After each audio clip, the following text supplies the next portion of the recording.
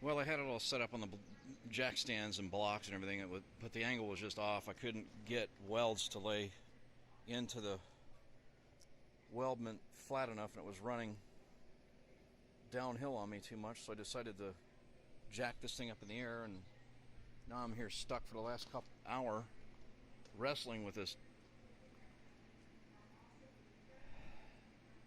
big weldment, this excavator stick. So I'm going to attach a safety chain to this. I'm going to hoist it up in the air with this damn strap, which I do not trust.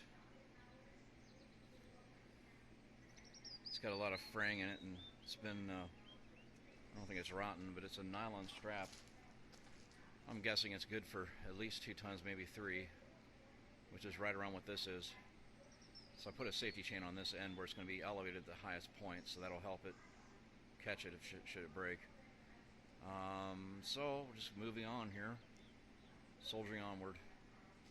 It's aggravating and very frustrating not to be able to get this thing in the position I need it to be, so I can weld the underbelly of this stick with the reinforcement plate, patch plate, that's being fabricated here soon with the plasma cutter. And then Stealth Weld device will weld everything back into place, the final welds into place, that is. Alright, moving onward. CT with CT Machinery Systems, ARC-JET-WELD.